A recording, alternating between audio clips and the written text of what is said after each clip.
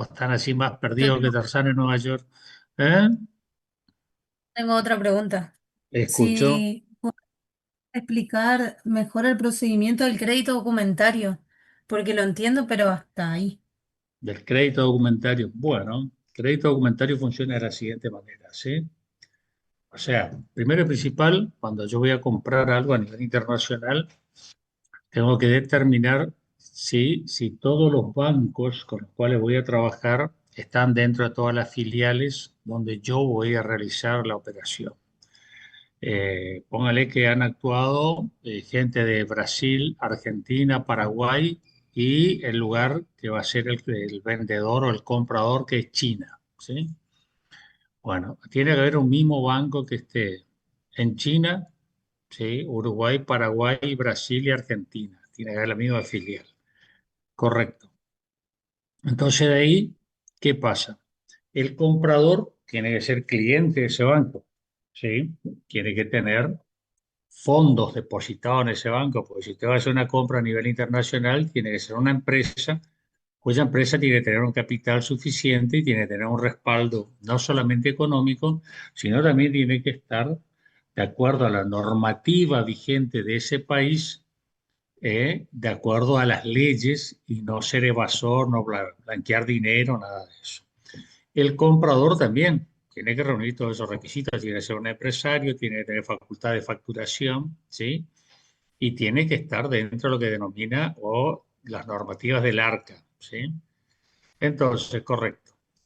Póngale que nos ponamos de acuerdo, hay un solo banco que reúne todas esas condiciones, vamos a trabajar con el banco, no sé, ACBC. Bien, el banco ACBC va a ser el emisor, el que va a emitir la plata, ¿sí? Pero nosotros tenemos que irnos a Argentina, que va a ser donde va a terminar Sí, el crédito, donde va a terminar el pago. De Argentina va a tener que ser el receptor. Y como es un mismo banco, no va a haber problema. ¿Por qué? Porque no vamos a poner en las condiciones, ¿sí? De qué vamos a solicitar para hacer efectivo ese crédito, para pagar, ¿sí?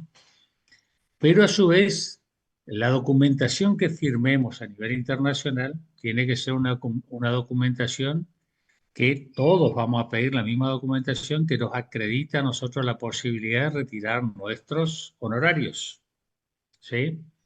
¿Por qué? Porque el crédito documentario va a ser sobre 100 millones y el vendedor va a quedarse con 30 millones. 70 millones desaparecen en el camino, que van a ser de todos los intermediarios que actuaron.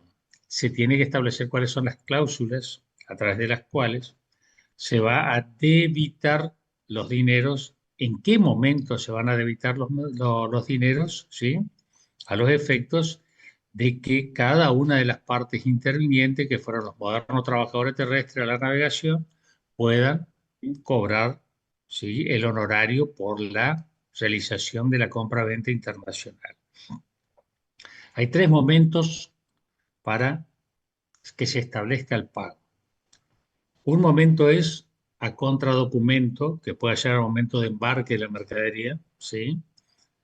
Entonces se verifica el agente marítimo y va a estar el representante del banco receptor, que va a estar en la Argentina, que va a controlar la documentación que dice 30 toneladas de soja, que sean 30 toneladas de soja, que no sean 20 ni sean 10, o sea, eso va a estar acreditado. Puede ser un segundo momento que sea la mitad del viaje, una vez que ya se controló en el banco, pero el crédito recién, el pago se va a realizar a la mitad de la travesía, o se puede determinar que el crédito se libere, el dinero se libere al terminar el viaje, ¿sí? Eso ya van a decidir las partes en razón del grado de confianza que se van a tener cada uno de ellos y en razón del grado de contralor que van a efectuar cada una de las partes integrantes, ¿sí? Tanto comprador y vendedor y el banco emisor y receptor, ¿sí? Por una vez que se pusieron de acuerdo, esto se libera. Pero no quiere decir que esa sea la plata que va a cobrar el comprador, o sea, que el comprador compró la mercadería, liberó al vendedor, El vendedor va a cobrar. Pero el comprador pagó 100 millones, pero como les dije, puede colocar esos documentos a la venta y nunca pudo haber visto la mercadería. Y él pone a la venta sabiendo que hubo un problema, que hubo un tsunami, que hubo algo y que no hay comida en el lugar donde él va a comprar o en otro lugar. Y el buque está en camino y comienza a vender el conocimiento, que es un título de crédito. Y lo puede vender 5, 10 o 20 veces más de lo que él pagó. Entonces él nunca va a llegar a mirar ni siquiera la mercadería porque él va a transferir el conocimiento. Y el conocimiento directo, ¿sí? Puede decir entrega fraccionada o entrega total. Para hacer entrega total, el comprador del conocimiento va a tener que tener los dos conocimientos originales, ¿sí? Pero si es una carga homogénea, se pueden vender fraccionadas, se puede hacer la entrega fraccionada de la mercadería. Entonces, ¿ahí qué pasa? Yo vendí un conocimiento y me quedé con el otro, o vendí los dos conocimientos a dos personas distintas y al llegar al momento el buque al puerto de destino, o, o se puede desviar del puerto de destino de acuerdo a la compra del conocimiento, sí, e irse a otro lado con el arreglo pago de el flete y se entrega la mercadería en otro lugar, ¿sí? ¿Se entiende? Entonces, todo ocurre con la capacidad de soporte económico que tenga el banco emisor, ¿sí? Y el tipo de responsabilidad, lo que exigiría el banco receptor a los efectos de que la parte vendedora retire el dinero. Ambos deben ser empresas constituidas, ambos deben ser personas jurídicas limpias, porque si no, no se le va a transferir esa cantidad de dinero, ¿sí? Y estar de acuerdo con las garantías que van a exigir cada una de las dependencias bancarias, ¿sí? De la misma empresa a nivel internacional. ¿Se entiende? ¿Sí? Bien. No sé qué quieren que le explique algo de asistencia y salvamento, o entendieron bien asistencia y salvamento, le quedó claro de qué es, qué tipo de actividad es, cómo se cobra, qué ocurre con el caso de que se haya pactado a través de un instrumento privado a un valor superior de el que se permite en la asistencia y salvamento. ¿Se acuerdan de eso? Bien. Eh, ¿Algo del seguro quieren que o avería Para mí seguro, profe, sí seguro? por. Bueno, Ajá. bien. Concretamente acá nosotros tenemos que ver que el seguro, ¿sí? Nace, se inicia, se crea en el derecho a la navegación, ¿sí?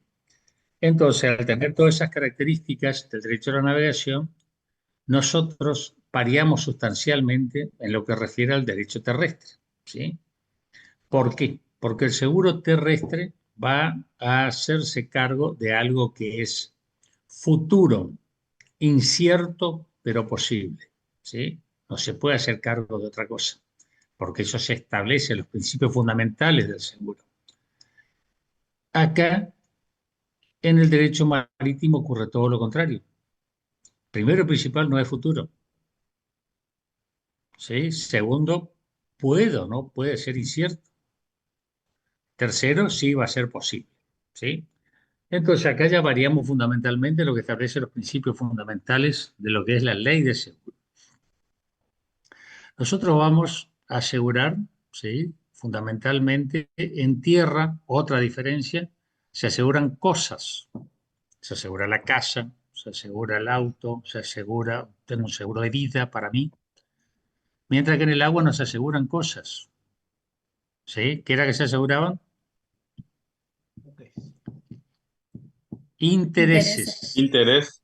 No se aseguran cosas, se asegura el interés buque, interés carga, interés flete, segunda diferencia sustancial, ¿sí? Entonces, nosotros acá vamos a tener en cuenta el siguiente análisis. En lo que respecta a la parte del seguro, ¿sí? vamos a analizar seguros que son propios del derecho a la navegación y que no tienen nada que ver con el derecho terrestre. ¿Sí? Primero y principal, un seguro propio del derecho a la navegación va a ser el de buena o mala noticia o de efecto retroactivo. Este seguro rompe todas las cuestiones que nosotros conocemos en relación al seguro terrestre. ¿Por qué? Porque la hipótesis es la siguiente, ¿sí? Póngale que el buque zarpó hace 2 meses, se va a un viaje al otro lado del mundo que llevaría 4 meses de viaje. Entonces el armador, revisando, encuentra como que él no tomó el seguro sobre el buque. Entonces llama a su capitán no le contesta, y ahí él va con esa información a la compañía de seguro. Viene, se presenta, ¿sí? Y hace una declaración jurada bajo pena de nulidad, diciendo que el buque salió hace 2 meses del puerto de Corrientes. Se está dirigiendo, no sé, al otro lado del mundo, a Mongolia, pero él desconoce cuál es la situación actual del buque porque estuvo hablándole al capitán y le llama ahí adelante de la compañía de seguro y el capitán no le responde. Entonces, en la compañía de seguro sí le toma el seguro y le hace con efecto retroactivo hasta el día de salida del buque del puerto de Corrientes, que serían 2 meses atrás. Como él no sabe la situación del buque, ¿sí? Están cubiertos esos 2 meses hacia atrás por si al buque le pasó algo, porque él desconoce hoy la situación del buque. Bien, ocurre que él toma el seguro, se le da el seguro, ¿sí? Bajo esa pena de nulidad, y a los 2 días se entera que el buque se hundió hacía una semana o 2 o 3 semanas hacia atrás. Y llega, ¿sí? A la empresa de seguros, acredita el hundimiento del buque y pueden ocurrir dos cuestiones, como siempre le digo, que la empresa le pague o que la empresa le diga, no, no te voy a pagar. En el caso de que la empresa no le pague, ¿sí? ¿Es por qué? Porque el productor de seguro, ¿qué va a hacer?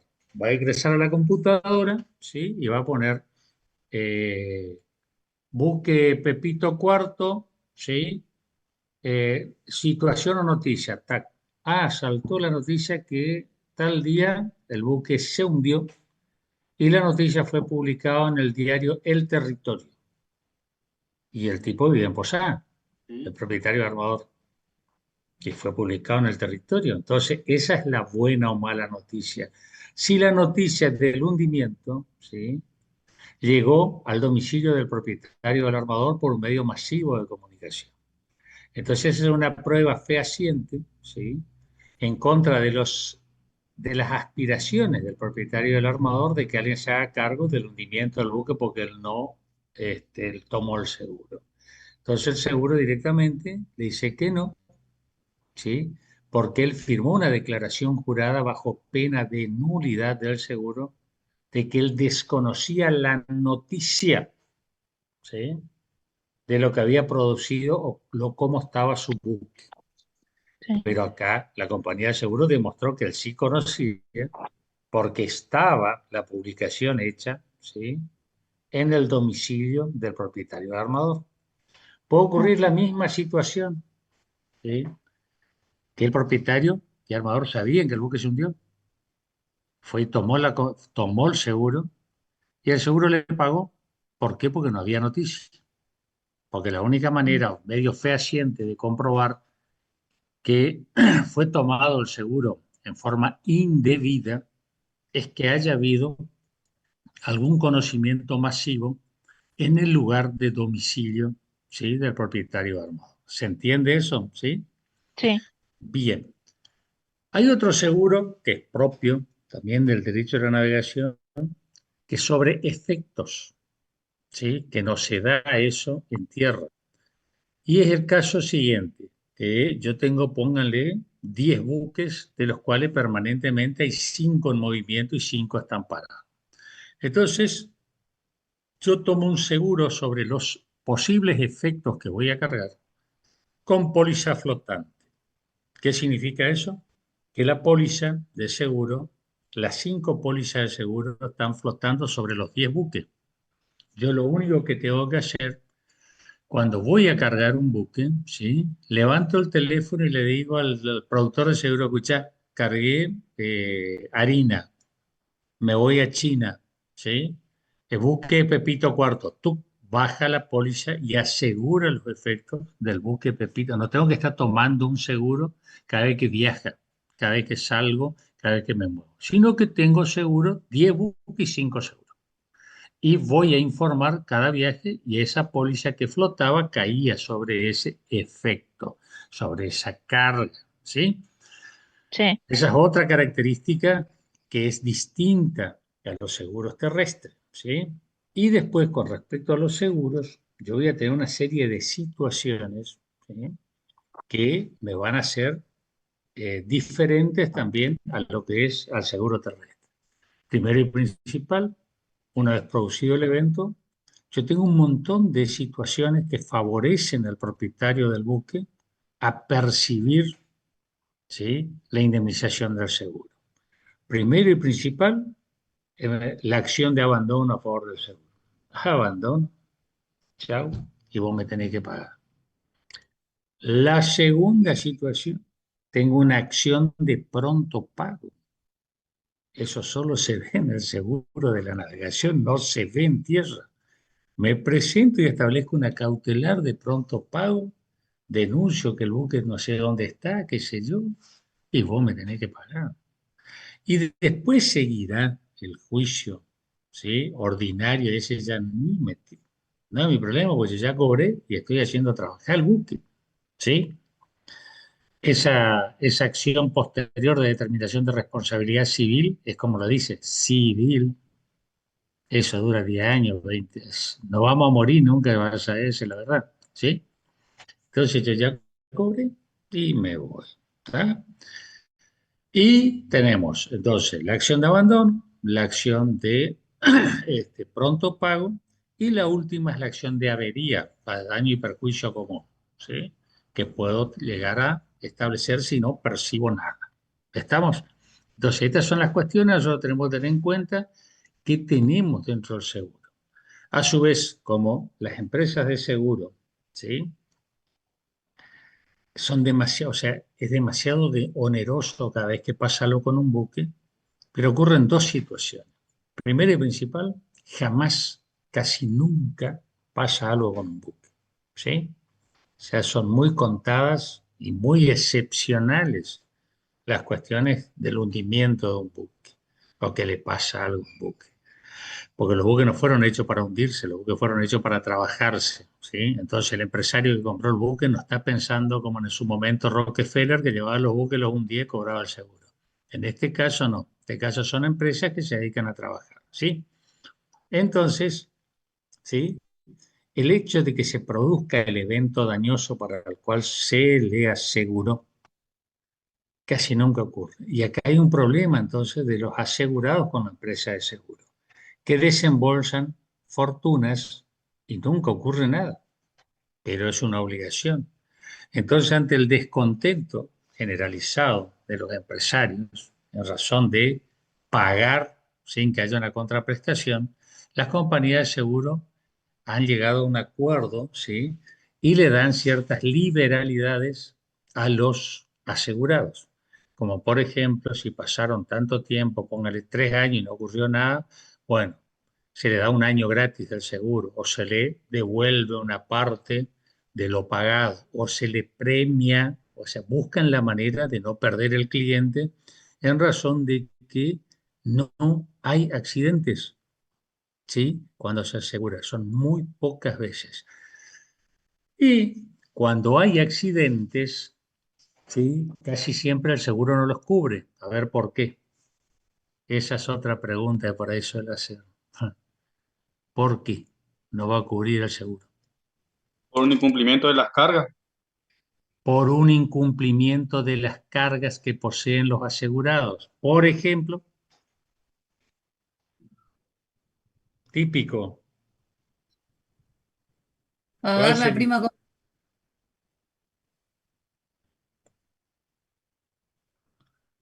¿Qué cosa? No. ¿Qué sería? Por ejemplo.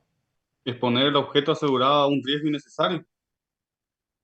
No, no, algo más que suele pasar siempre. Falta de certificado de ¿Qué estabilidad, puede pasó? ser. ¿Qué pasó con el Exxon Valdez? ¿Qué pasó con el buque Prestige en las costas españolas? ¿Qué pasó? Con Ahora, el ¿qué pasó? Exxon, uno era que tenía doble fondo. No tienen doble casco, entonces no te va a cubrir.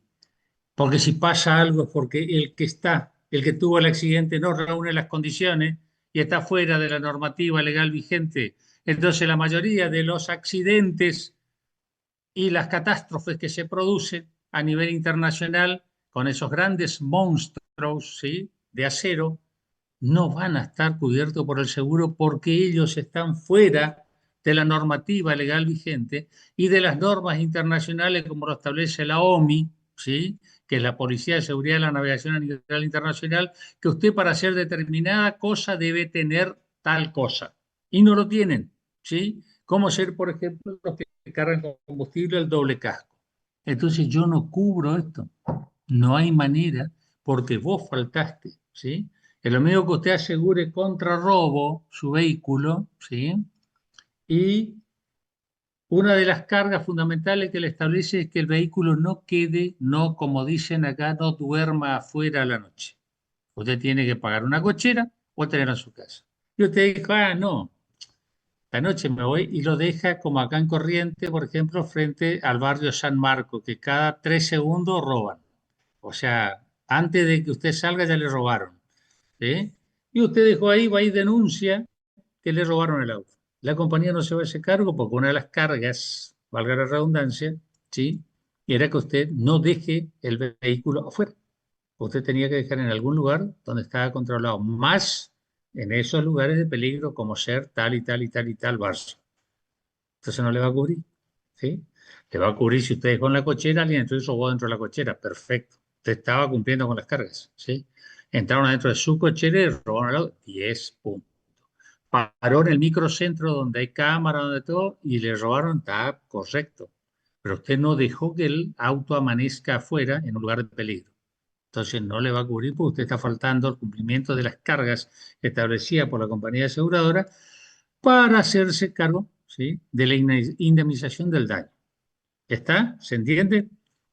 Bien. Sí, se entiende. Entonces, sí, entonces los grandes acaecimientos casi siempre no son cubiertos porque no reúnen las condiciones establecidas por las empresas, ¿sí? Y no le van a pagar, porque no hay caso, no te van a pagar. Porque primero y todo van a revisar cuáles son, qué buque, dónde, por qué, no, listo, chao. ¿Sí? Entonces te pagan. Y tampoco le aseguran, ¿sí? Tampoco le aseguran a esos buques porque ¿qué compañía de seguro le va a dar un seguro, ¿sí?, a un buque que no reúne las condiciones internacionales de navegabilidad? Sería que está ya vaticinando su propia pérdida, ¿sí? Pero los buques que están bien, que reúnen todas las condiciones, nunca tienen ningún problema, igual que la aeronave. O sea, hay menos accidentes de aviones y de buques que de vehículos colectivos, trenes, porque todos los días estamos viendo que un colectivo que quedó pata para arriba, chocó, rompió, pero de ellos, de los buques, no. Entonces, eso es el tema de la crítica. La otra cuestión era que cuando ocurre algo, es demasiado grande la indemnización. Entonces, las empresas de seguro primeramente toman coseguros o se reaseguran al objeto de poder cumplimentar en un momento, ¿sí?, si ocurre una situación tan grande como esa, que tengan que hacer frente a una erogación, pero terriblemente sustancial, ¿sí? Entonces ahí van a tener que estas empresas buscar la manera de poder hacerse cargo, reasegurándose, buscando coseguros, ¿sí? De tal manera que la misma empresa se asegura con otra empresa superior, ¿sí?, de mayor rango económico, pagando ella una prima, ¿sí?, para que en el caso que llegue a ocurrir el hecho dañoso, se pueda llegar a hacer frente a esta situación. ¿Estamos? Entonces, quedó claro que tenemos los seguros que son totalmente distintos, no son los seguros como son la tierra, se aseguran por hechos pasados, no por hechos futuros. Inclusive se asegura por hechos ciertos, no inciertos, porque yo no sé, puede haberse hundido. Y bueno, está la posibilidad del hundimiento. Y vos me tomás el seguro, me tenés que pagar. ¿Estamos? ¿Sí? Bien, ¿se entendió eso? ¿Alguna Sí, se preguntita entiende. sobre eso? ¿Sí? Bueno, vamos a ver avería. ¿Sí? La avería, nosotros tenemos dos. La avería simple o particular, gruesa o común. La avería simple o particular es aquella, ¿sí? Es todo daño o gasto extraordinario, ¿sí? Que se va a realizar en favor de uno de los tres elementos que conforman la aventura marítima. Uno. Y el que lo sufrió, lo paga, ¿sí? Antiguamente nos daban este, un ejemplo donde una avería simple o particular se transformaba en gruesa o común, que era, por ejemplo, los buques antiguos a vela, ¿sí? Donde se rompía la vela mayor, el mástil de la vela mayor, y en principio era una avería simple o particular, pues debía pagarlo el dueño del buque. Pero en caso que llegara o estaba pronosticada una tormenta para dentro de 3, 4 horas donde era necesario izar las velas en el mástil mayor, ¿sí? La reparación pasaba a ser una avería gruesa, pues tenía que reparar y salir para no ser afectado, ¿sí? Pero muy rebuscado, porque ya en este momento no se da más, pero un ejemplo sí que daban los libros. La avería gruesa o común, esa es la que nos interesa a nosotros, ¿sí? Porque va a ser todo daño o gasto extraordinario que se va a realizar, ¿sí? En beneficio de los tres elementos de la aventura marítima, ¿sí? Buque, carga o flete. Pero reúne ciertos requisitos, ¿sí? Entre ellos, los requisitos dice que va a haber, ¿sí? Una avería cuando y solamente cuando exista un daño o gasto extraordinario, ¿sí?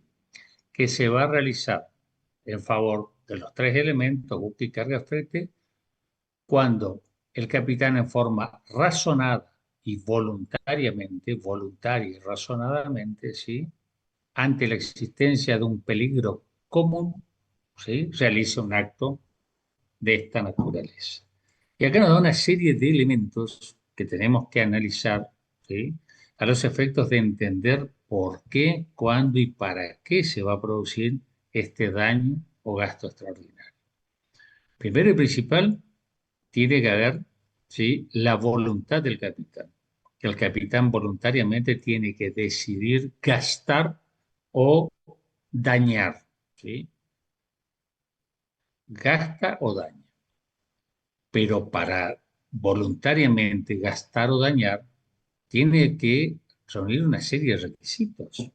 Primero tiene que existir un peligro, ¿sí?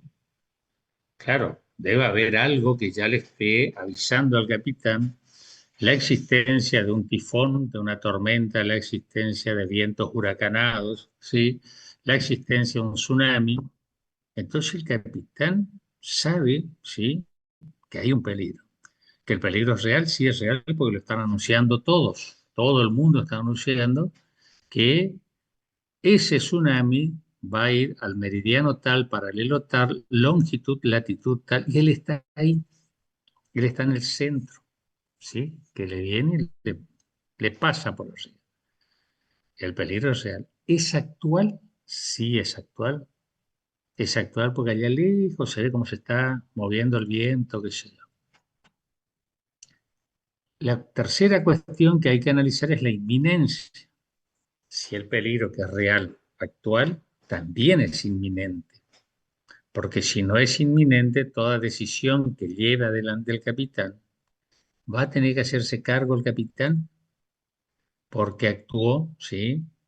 Sin tener en cuenta los elementos que se le exigen para poder realizar un acto, ¿sí? Contrario al derecho, pero que se encuentra justificado, ¿sí?, en la relación del análisis que estamos efectuando, ¿sí? Porque el tirar una cosa que no es de él, ¿sí?, gastar una plata que no es de él, eso es estafa y es un delito, daño.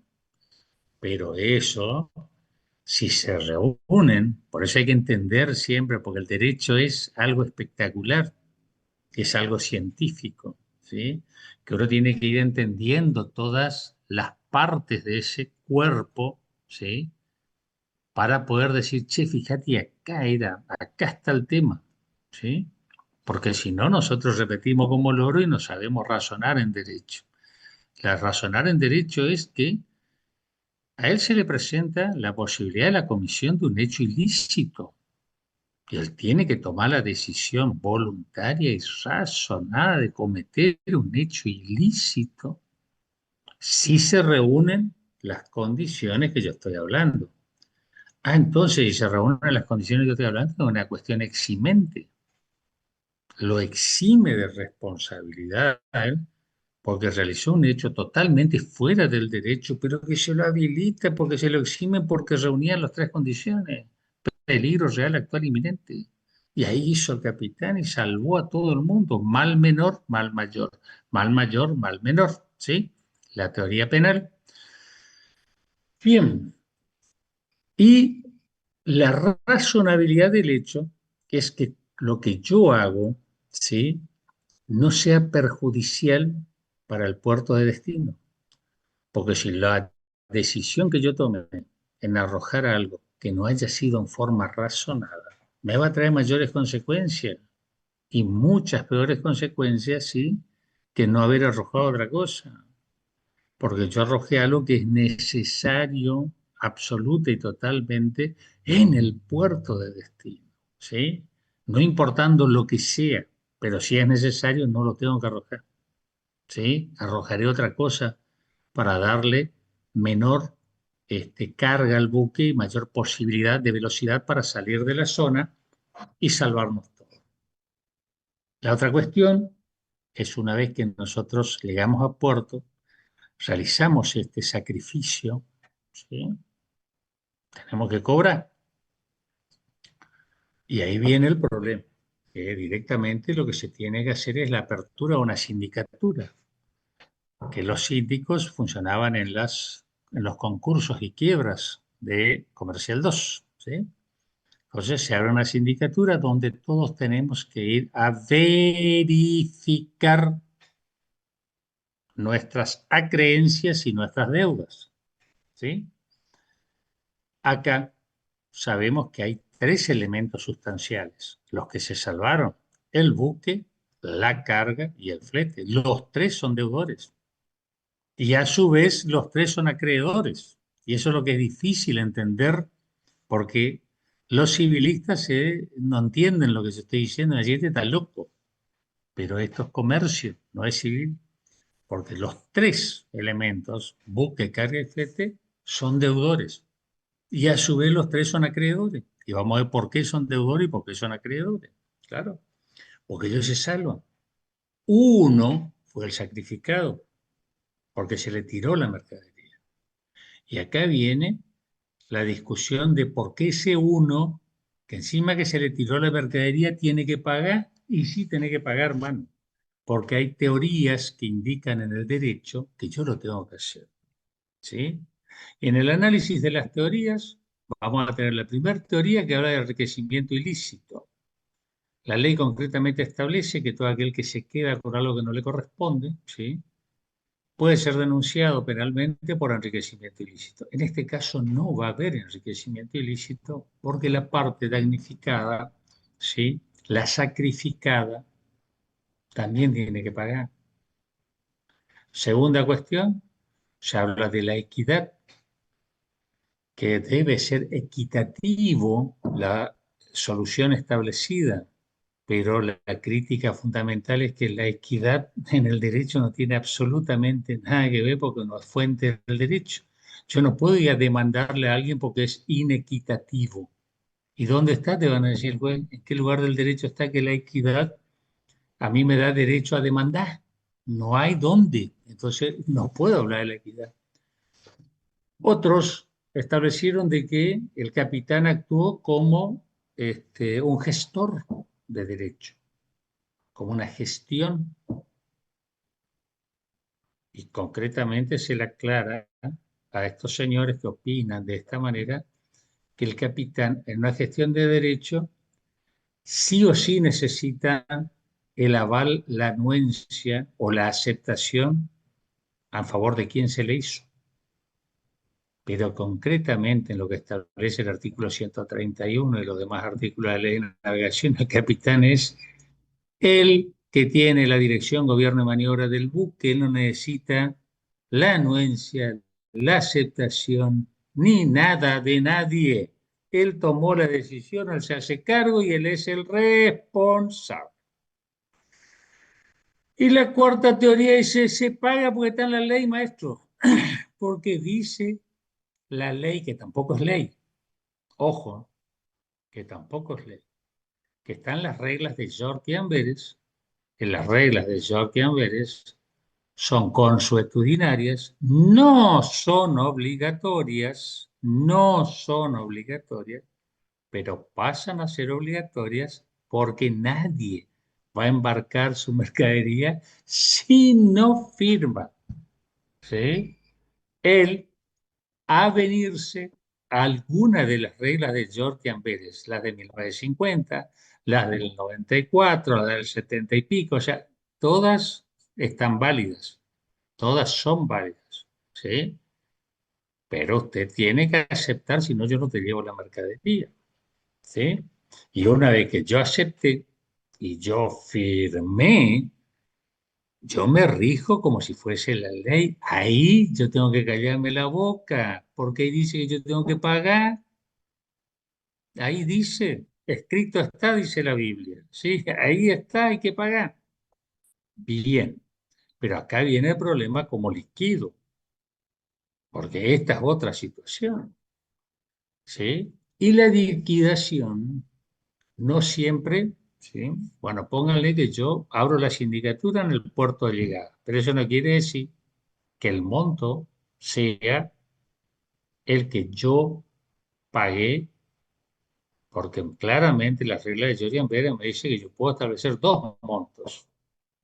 El monto que yo haya pagado al momento de la compra del bien, ¿sí? Que fue arrojado para salvarnos, o el monto que tenga el valor de mercado en el lugar de destino. Póngale que si yo traje un contenedor de 40 o 50 mil kilos de papa, ¿sí? Y pagué 20 millones de dólares. Y los 50 mil kilos de papa granelas y sin vender individualmente, a mí el mercado central me pagaba 21 millones de dólares, son 21 millones de dólares. ¿Sí? Yo puedo pedir los 21 millones de dólares. Pero ¿qué pasa? Por eso te da dos alternativas y esto es lo importante, ¿sí? Pero póngale que tal, yo traje la papa. Y en el puerto de destino nacieron papa hasta en las pulgas de los perros. Hay papa para hacer chicle, sobra la papa. Y el contenedor de papa me sale 18 millones. Güey, perdí 2 millones. Entonces ahí yo tomo el precio de la factura de pago, que son 20. Devolveme la mía. ¿Sí? ¿Se va entendiendo o no? Porque esto también tiene una serie, una cuestión pícara, ¿sí? Que es que aquel que fue perjudicado no pierda más de lo que debería perder. ¿Se va entendiendo o no? Y acá viene el análisis de por qué todos somos masa de acreedores sobre masa de deudores. Los dos acreemos y los dos debemos. Buque, carga y flete es acreedora y buque, carga y flete es deudora, porque yo debo dividir eso entre tres. Sí, yo me salvé. Yo fui en ese momento el que me beneficié, pero ahora yo debo, pero a su vez me deben a mí. ¿Sí?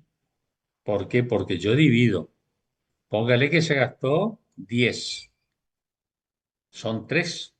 3,33, 33, 33, 333, 333. Buque, 333, carga, flete, 333, y acá viene el flete. Digo, la carga, 333. Y eso tenemos que dividir entre todo lo que estábamos cargando, hasta el contenedor que se tiró. Por eso soy acreedor y deudor, porque yo tengo la creencia del que yo tiré y debo lo que yo debo para pagar al contenedor que se hundió. ¿Se entiende o no? Y vos le decís esto a un civilista y dice, pues usted es tan loco. ¿Qué me están diciendo? Pero esto es comercio, no tiene nada que ver con la derecho, sí. Porque yo debo y a su vez tengo que cobrar. Pues yo le tengo que cobrar al tipo que tira el contenedor. Y si cada uno tiene que pagar 2 pesos, el señor al que se le tiró el contenedor va a cobrar toda esa plata menos los 2 pesos que yo tengo que pagar. ¿Entienden o no? Por ser dueño del contenedor. Porque yo me salvé y así como yo me salvé, todos perdimos 2 pesos. Hasta vos que te salvaste, porque si no, vos no íbamos a hundir, nadie iba a ganar nada. Es el razonamiento de la avería, ¿sí? Y eso desde el punto de vista de los otros derechos creen que nosotros estamos locos, pero no estamos locos porque es una realidad. Yo salvé mi vida, salvé la vida de los tripulantes, salvé toda la carga, pero algo se perdió. Ganamos todo, ¿eh? Porque nos salvamos, pero también perdimos algo. O sea, no es solamente ganache, amigo. Algo tuvimos que perder. Y perdimos que hasta el mismo perdidoso tuvo que perder otra vez, porque todos tuvimos que pagar. ¿Se va entendiendo, no? Por eso es una obligación legal en la cual se establecen las reglas de Jordan Amber que vos tenés que pagar. ¿Sí? Ahora por ahí hay muchas cuestiones que se establecen en relación de qué se considera avería gruesa. Yo no voy a entrar en esa no voy a entrar a preguntar estas cosas finas, ¿sí? Pero le voy a dar algunos ejemplos.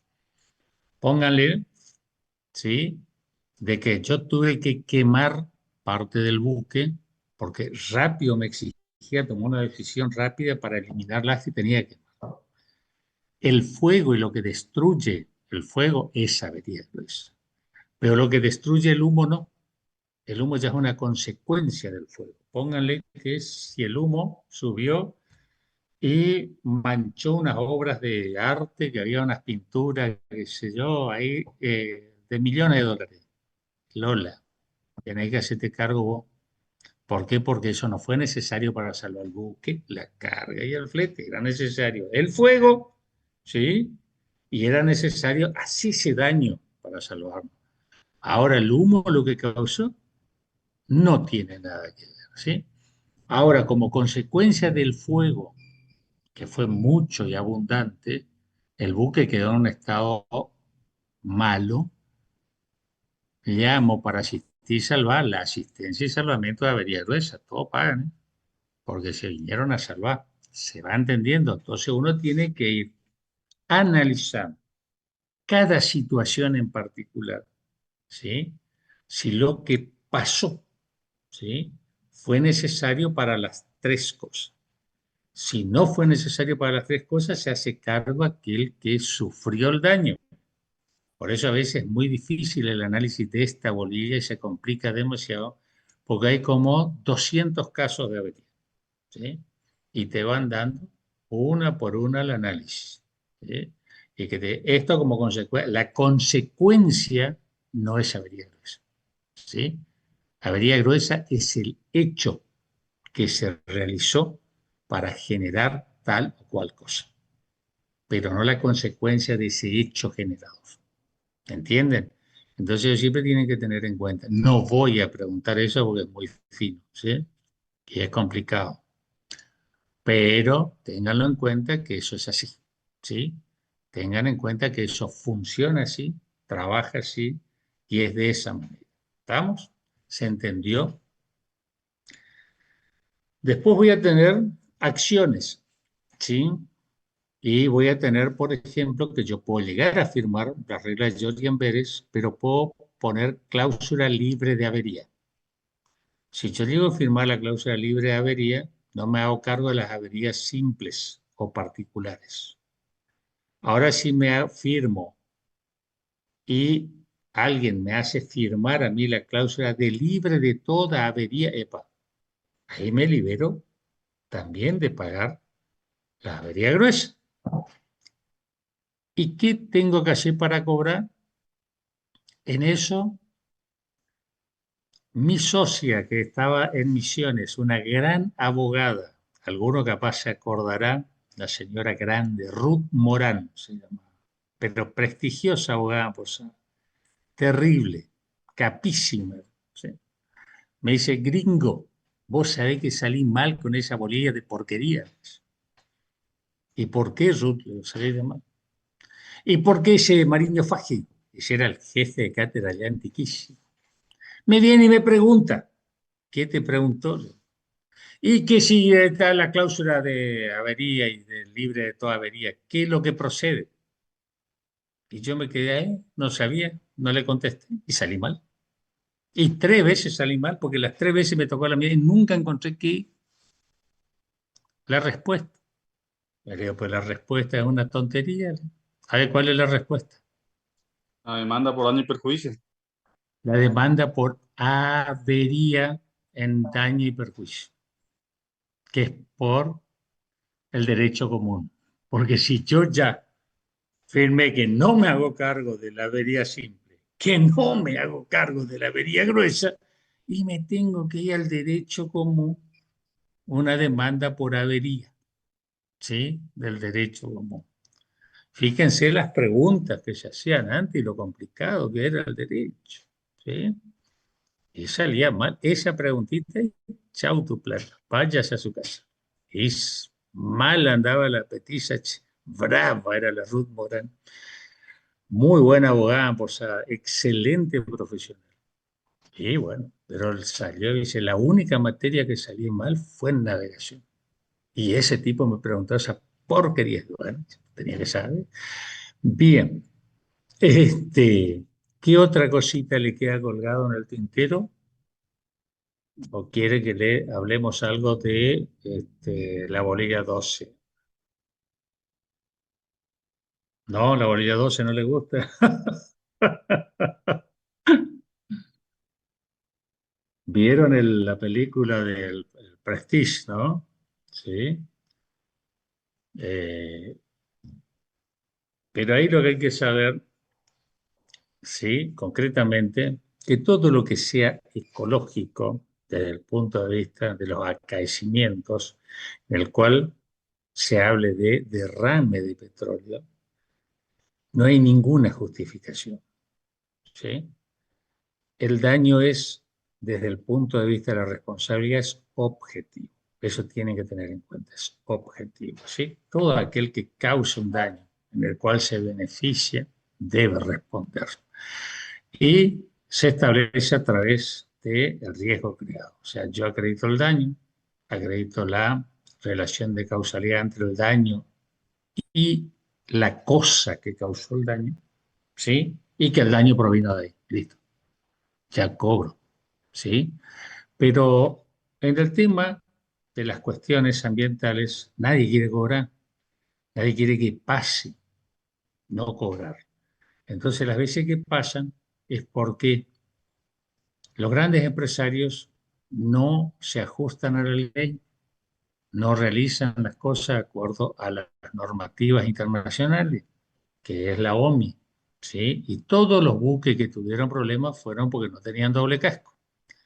Entonces, a nadie de vuelta hoy le interesa que se indemnice porque vos destruiste la fauna, destruiste la flora, destruiste el plancton, que es la comida de los peces y de los grandes peces, destruiste las playas, destruiste todo, destruiste la forma y el hábitat de vida de animales y de personas, que eso nunca se recupera, jamás se recupera.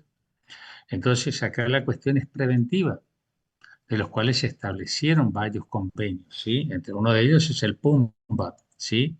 Que era que se creó este convenio internacional donde las naciones debían ser vigías. Las naciones tenían que estar ahí, ¿sí? Vigilando que ninguno de estos señores que se están enriqueciendo por alguna explotación contaminara algo que no es de ellos, porque el agua no es de nadie, el agua va, ¿sí? El agua gira en el mundo. Entonces, si usted está contaminando, yo tenía la obligación del país de al lado de llamar a las organizaciones internacionales y denunciarle, porque ¿quién es usted para destruir lo que no es suyo? Usted me está destruyendo a mí. Después se elaboraron 250.000 convenios a los efectos de poder ver cómo, de qué manera, por qué o para qué es contaminar. No contaminar es destruir, es hacer cosas que no corresponden, ¿sí? Cosas que dañan el planeta, el ecosistema. Entonces, ¿sí? No había manera porque las compañías de seguros no tomaban más ese riesgo, porque era demasiado grande la pérdida económica, ¿sí? Entonces agarraron y se conminó a las grandes empresas a conformar una canasta de moneda a nivel internacional, ¿sí? Esta canasta de monedas son los DEG y que ellos tenían que indemnizar por los daños causados. Tenían que tratar de dejar la cosa al estado anterior. Nadie quiere la plata. Yo quiero que me dejen el estado anterior de lo que vos, por tu negligencia, ¿sí? Por tu enriquecimiento en forma incorrecta, generaste al medio ambiente, ¿sí? Eso se quería. Tampoco se logró. Pero, como vamos viendo cada vez estos accidentes son menores. ¿Por qué? Porque se le está conminando a estar a derecho, salvo lo que ocurrió con los terroristas que derramaron en su momento miles y miles y miles de galones de petróleo para demostrar su poder, u otros lugares, ¿sí? Ya son cada vez menos los accidentes que se provocan con los buques tanque. ¿Por qué? Porque ya los organismos internacionales le vigilan, ¿sí? No les dejan amarrar en ningún puerto, eso es lo que pasó con el Prestige, no le dejaron amarrar. Le quería ¿Sí? consultar justamente eso. ¿Por qué no le dejaron amarrar? Sí, ¿Por qué no le dejaron amarrar? Porque directamente, ¿sí? Cuando él pide amarre, él ya tenía una pequeña pérdida de petróleo, pues había rajado el casco. Entonces él solicita el amarre. Y cuando solicita el amarre, por supuesto que la prefectura naval de ese lugar le preguntó nombre del buque y número de registro. Y cuando le dieron número de buque, el nombre del buque y número de registro, ¿sí? Salta en rojo, porque él carga en la computadora que no se le debe dar amarre en ningún lugar del mundo, porque es un buque que está en contravención a las normativas internacionales y es un peligro. Entonces, ¿qué hizo España? Le prohibió el amarre y le conminó que salga de su espacio acuático, pero con tanta mala suerte que este buque cuando está saliendo del espacio acuático, ¿sí? Español, entra al lago de la muerte que le llaman. Y justamente se había comenzado una tormenta espectacular dentro del océano, del mar, ¿sí? Y esa tormenta lo terminó partiéndole el casco y hundiéndose, ¿sí? Es como cuando usted va a migraciones y tiene un pedido de detención por Interpol. ¿Usted cree que la policía de Misiones no va a saber nada? No importa es que sepa o no sepa.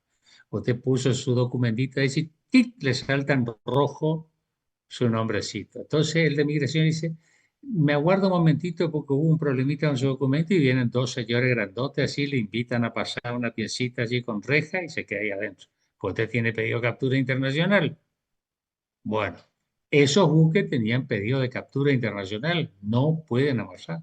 Por eso los echaron del espacio acuático español, ¿sí? Que tal vez si se sabía el desastre que iban a ocurrir, le iban a dejar entrar, le iban a reparar y ahí le iban a meter preso.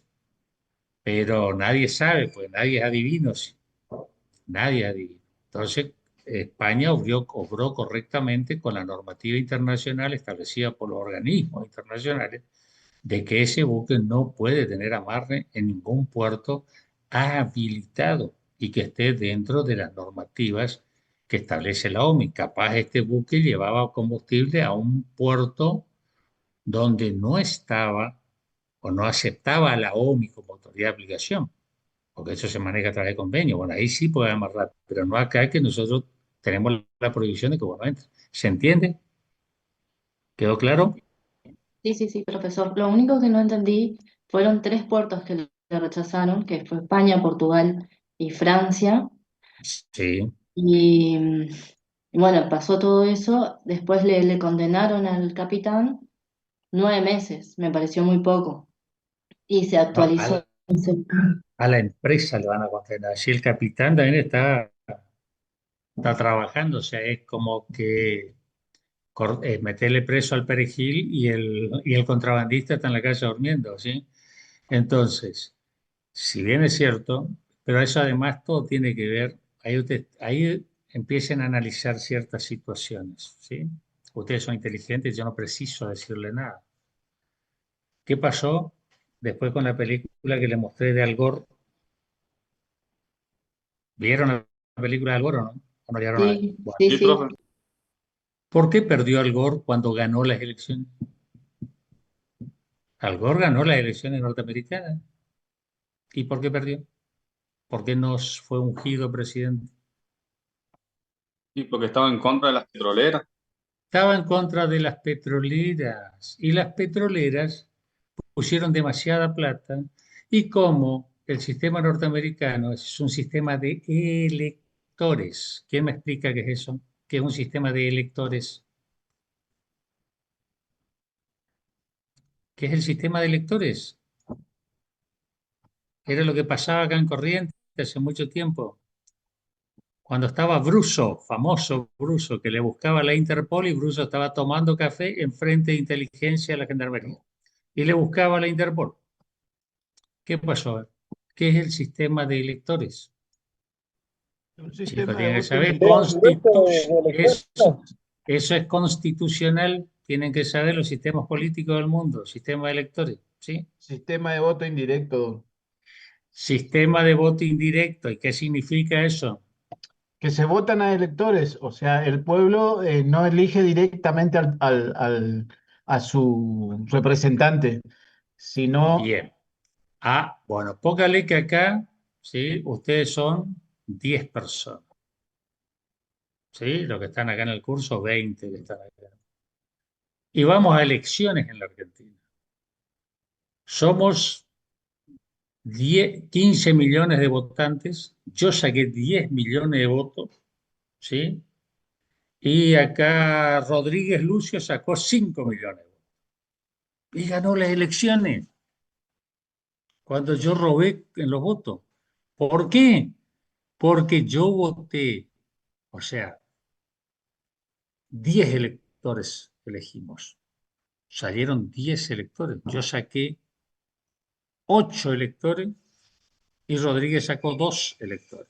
Pero esos electores son los que tienen que votar al presidente. No sé si nos vamos entendiendo.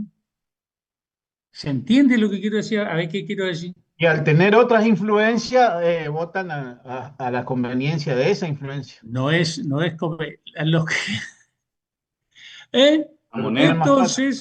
Entonces, por supuesto, habiendo ganado las elecciones, perdió porque los electores votaron a otro presidente que era el candidato de la oposición de Al Gore, pero que estaba a favor de las petroleras.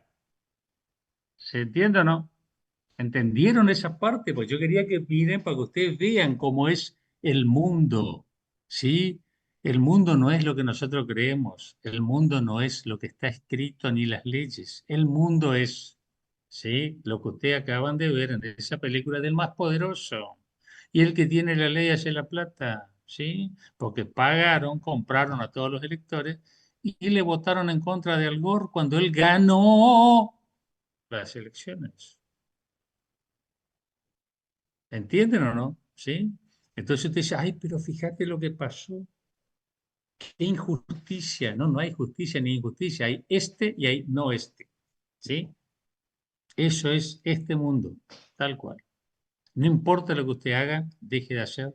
No importa, si usted no tiene el respaldo, ¿sí? Y bueno, agárrese porque si hasta sacaron a un presidente norteamericano, que es uno de los países más poderosos del mundo, imagínese qué puede pasar en Posada, en Corrientes, en un pueblito del interior. ¿Entienden o no? ¿Les queda claro? ¿Sí?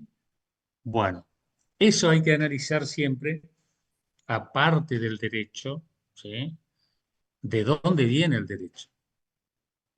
¿Y a dónde va el derecho? ¿A quién va a beneficiar y a quién va a perjudicar?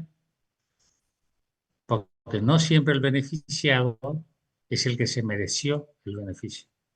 No siempre el perjudicado es que se mereció el perjuicio. ¿Sí? ¿Qué hay atrás? ¿Sí?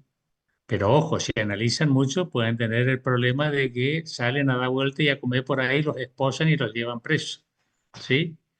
Por pensar diferente, por actuar diferente y por decir cosas diferentes. ¿Sí? Entonces, ojo también. ¿Está? Ojo al parche también. ¿Está? ¿Por qué? Porque, fíjense, me dio tanta gracia porque ustedes ahí en Misiones tuvieron un problema terrible hace unos días, que fue una suspensión, ¿sí? De un derecho constitucional aberrante, atacado por la Constitución nacional y provincial. Pero miraba mi video, o sea, tienen tan pobre la cabeza, tan cabeza de termo, que se dejaron influencia por una pavada y no defender sus derechos constitucionales. Pero me reía, te juro, me hacía pasar gracia. Estamos tan enfermos en esta sociedad, ¿sí? Que es más fácil seguir un chisme que defenderte un derecho. Esto es, no sé si se acuerdan como la propaganda del SIDA, que daba cuando recién salió el SIDA. ¿Se acuerdan o no? Estaban todos los canales de televisión, ¿sí? ¿Cómo era? A ver. Primero decían, no, el SIDA provino de los monos. Después decían, no, no, no, el SIDA es de la cárcel con los homosexuales. No, no, el SIDA es de los negros. Eso te decían en la propaganda que venía de Estados Unidos. Ay, no, el SIDA es de las prostitutas. Y después escuchaban así, mostraba una puerta donde golpeaban la puerta y decían, el SIDA está golpeando mi casa. O sea, se ocupan tanto de hablar para abajo y nos está dando cuenta que en cualquier momento alguien le puede golpear la puerta de su casa y hacerle algo en contra de derecho, pero como todo está en, mira, por algo habrá sido, algo hizo. Eso es una vieja estupidez de la época del gobierno militar, cuando justificaban venir a torturarte, matarte, violarte, robarte tu casa, pero ponían eso, algo habrá hecho. No, loco, no es así. O sea, ustedes están estudiando derecho y lo primero que tienen